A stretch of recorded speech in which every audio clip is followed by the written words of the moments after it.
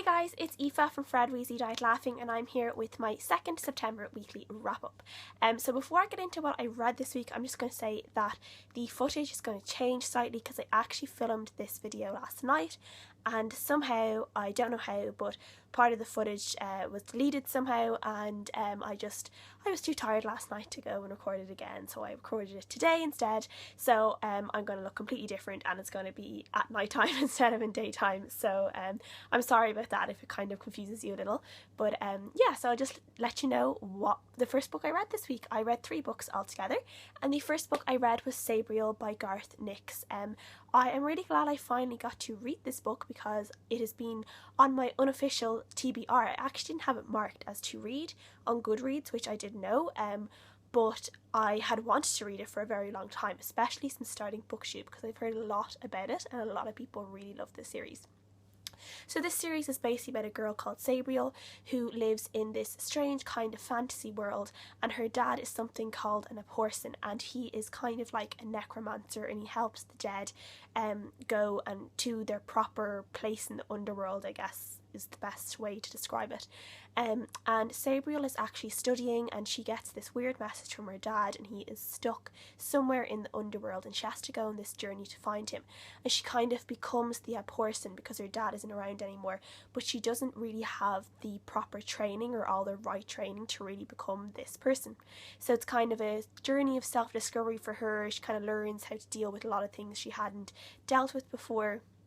And then she goes on this crazy journey to save her dad, and kind of gets into more trouble along the way, and ends up battling this kind of darker entity that she didn't realise she was going to have to battle, and then she gets some sidekicks along the way as well. So it was really exciting. I didn't love it as much as I thought I would love it. I think I felt just a little bit disconnected from Sabriel. I didn't really relate to her that much. I don't really know why, but I just wasn't as connected to her as I normally feel with the main characters in these kind of novels. But I did really enjoy the story. I really enjoyed all the other characters in it, and I am really looking forward to continuing on the series.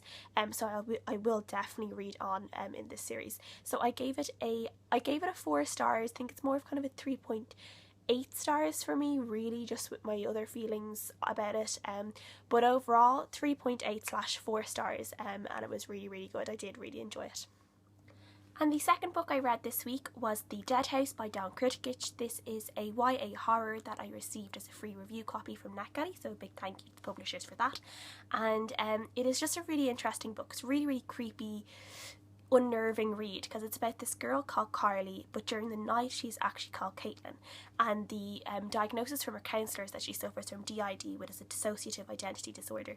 And all we know going into the book is that the boarding school that Carly stays in was burnt down, and it resulted in the death of several people, and we don't know what happened because the case was never truly solved. But then 10 years later, this diary is found in kind of the only remains of this school, and it is from the diary of Caitlin, who is obviously Carly's alter ego, or who Carly becomes at night time. And it's kind of the story told through Caitlin's words, and then we also get the story through police interviews, counselling sessions, recorded counselling sessions, and then transcripts of videos recorded by Carly's friends. And it just really kind of changed the way I thought about a lot of things, about how I would kind of think about multiple personality disorder.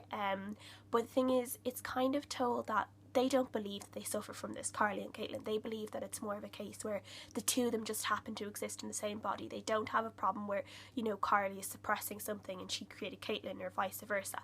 They believe that they are 2 separate people. They just happen to live in the same body, and they treat each other as sisters. They call each other their sister.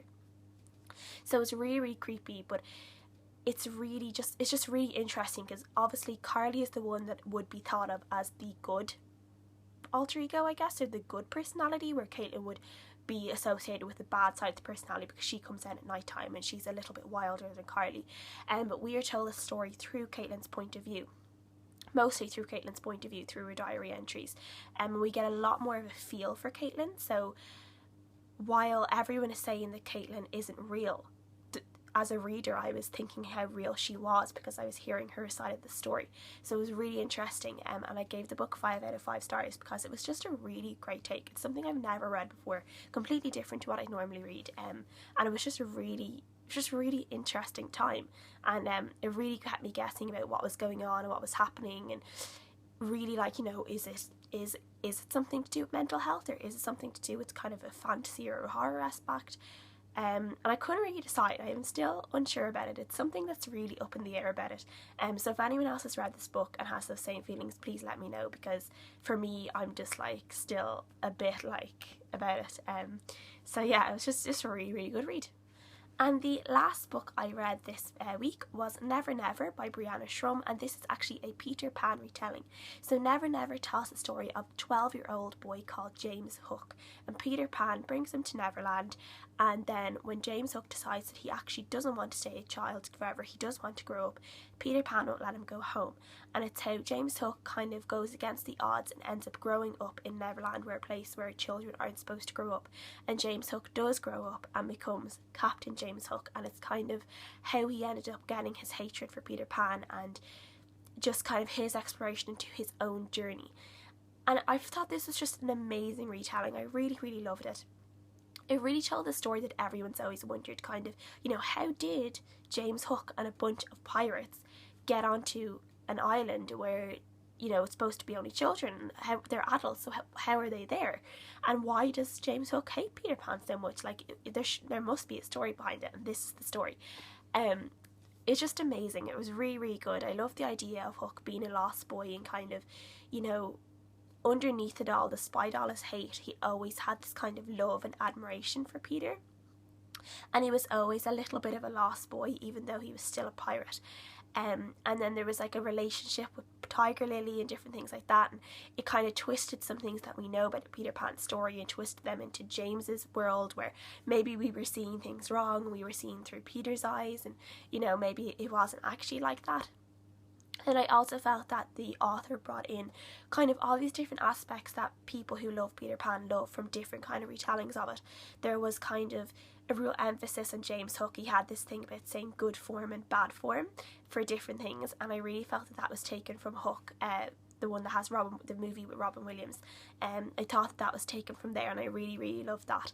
And then we kind of get the magicalness of the live action Peter Pan, the kind of cheeky Peter Pan from there. And then there's kind of a darkness to Peter and a darkness to Neverland that I associated with the retelling of Peter Pan that was in Once Upon a Time, the TV show. So there was all these different aspects of it. I really enjoyed it. It was just such a good book. It dragged a little bit in the middle, but I still gave it 5 stars because I just loved the whole story and the whole imagination behind it. And, you know, there was new different things in it. And I don't want to say it because I don't want to spoil them.